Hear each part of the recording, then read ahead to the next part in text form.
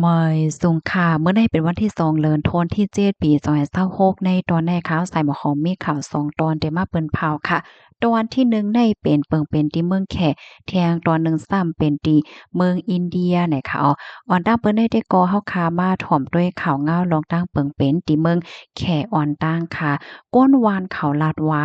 ง่ายเหมือนจังหนังวันกำผาสุดเสียงยาวในว่านะ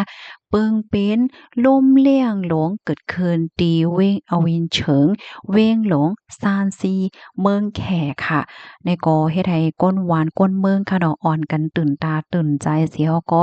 อ่อนกันถ่ายคลิปถ่ายวิดีโอค่ะเนาะเปิ้นแพร่กว่าเนื้อสื่อตรงก้นว่าสื่อข่าวว่าสังว่าเฮ็ดจังไดถึงตีซั้นบ่เป็นข่าวลื่นหลังลงกว่าใน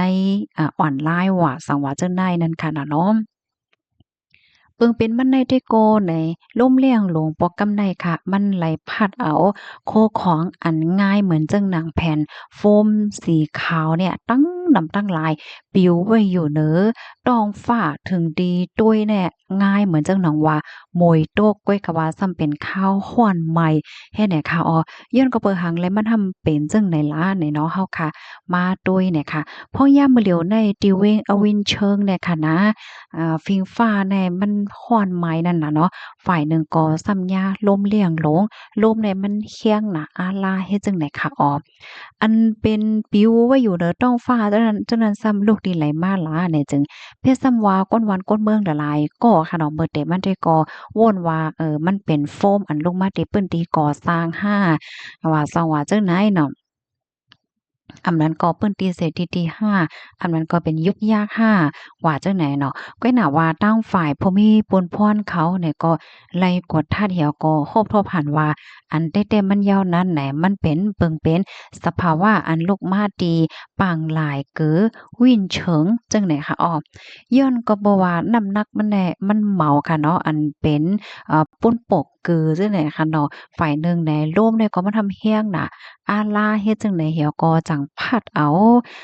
กือจั่งใดเนี่ยสีขาวว่าหางว่าติในปางลายกือว่าเฮ็ดแหน่ค่ะเนาะเป็นปิดเป็นพอดเหี่ยวก็ปลิวขึ้นเหนือท้องฟ้ากลางหาว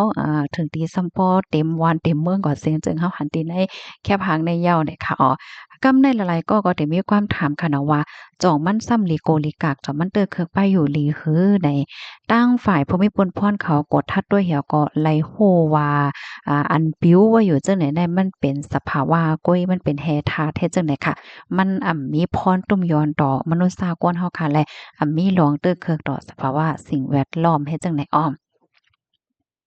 เปียซ้ำว่าตื้อเคิกว่าในเสตาก็เหย้าค่ะเนาะอิงเด้อที่มันปิวลงเต็มกว่าเสียงเฮ็ดจั่งใดแหวก็มันก็กว่าตกใส่จ้อมเส้นดาสายตั้งค่ะเนาะปิวกว่าตกใส่อันเป็นหน้าหมานก้าว่าหางว่าเนี่ยมันก็เฮ็ดให้มันเหนียวมันหังเฮ็ดอันนั้นน่ะเนาะเฮ็ดให้ก้นฮ้องโลดฮ้อกาเขาในไหลคอลอยๆเปิดรองห่มลมค่ะ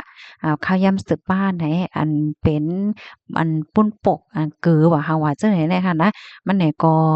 เจิมกว่า ลอยๆเฮ็ดจั่งใดค่ะลองตามมันได้เด้อก็เป็นว่าเฮ็ดจั่งใดแยวค่ะคอมเมนต์ตอนใดไหนค่ะเฮาเนี่ยก็เลยเปิดอีกมาที่ห้องการข่าว Wall ฟอรัมต่างไว้ไหนพี่น้องเฮาค่ะถอมข่าวงาโหนแนวหันเทิงจังหือพองเลยค่ะเพราะว่าเฮาค่ะมาด้วยเพศสภาวะพองยามเหลียวได้เด้อก็ว่าดีหลายตั้งหลายวันหลายเมืองหลายค่ะเนาะมันก็ไข้แห้งไว้ในก้อนวันก้นเมืองเขาเปิ้นก็อ่อนกันตกอกตกใจเฮ็ดจั่งใดค่ะเนาะอันใดเด้อก็ได้เลยว่าแค้นกว่าอีกหนึ่งค่ะเนาะมันเป็นเพเฮ็ดจั่งใดนะ เกี่ยวกับพี่น้องค่ะด้วยค่ะนะเฮิรนตึกอันเปิ้นสร้างไว้ในสูงลงไว้ค่ะเนาะพี่น้องเฮาค่ะเนาะหันยาวในอกในใจเป็นหือพองค่ะย้อนถามพี่น้องค่ะอินรูปพ้องย่ามมื้อเหลียวในเพราะว่าหันเปิ้นสร้างไว้เฮิรนตึกสูงๆอยู่ไว้เฮิรนตึกสูงๆในพี่น้องเฮาค่ะจ่องคอยค่ะค่ะลูกดีข่าวเงาโหนเนี่ยเสร็จแล้วกำได้เฮาค่ะมาถ่อมด้วยข่าวเงาที่เมืองอินเดียพี่น้องค่ะด้วยข่าวลูก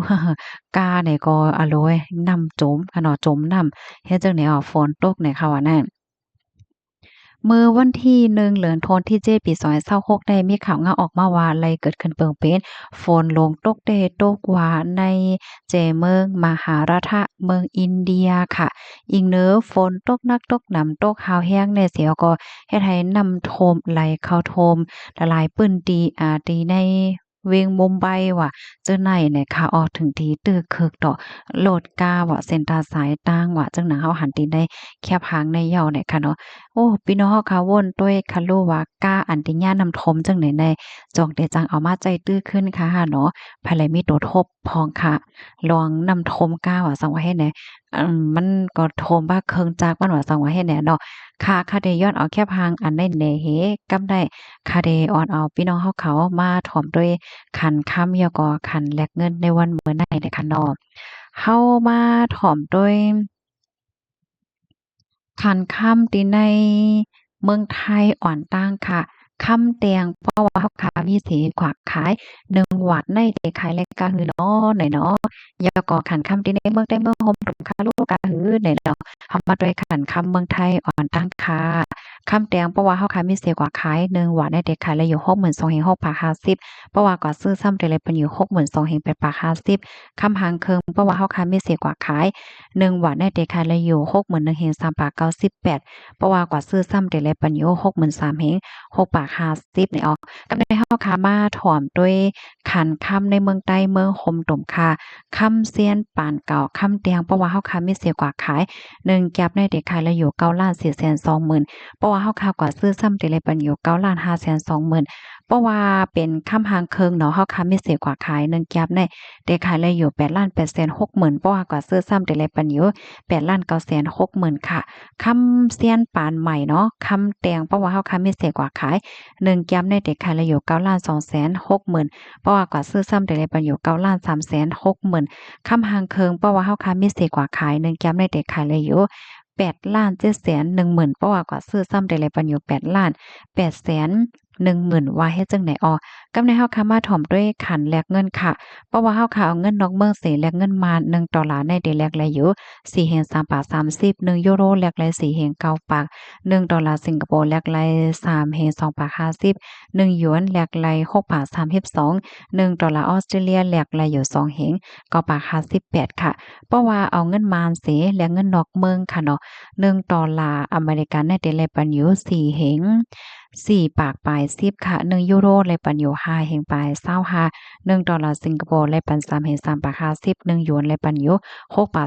49$1ออสเตรเลียแลกปันอยู่3 ปลาย37เนี่ยค่ะอ้อเพราะว่าเฮาค่ะเอาเงินไทยแลกเงินมานเนาะ1 เสียในเดแลกปันอยู่7 บาท 75เพราะว่าเอาเงินมันแลกเงินไทยซ้ำใน1 เสียในเดแลกอยู่7 บาท 55เนี่ยค่ะอันนี้เป็นคันค่ำและคันแลกเงินในวันเหมือนในค่ะอ้อ ยินจงพี่น้องค่ะกูก็ที่รับถอมปันแห้งค่ะย้อนให้อยู่เลยกินหวานและรอดเพ่กันกูก็ค่ะออเหมยสงค่ะ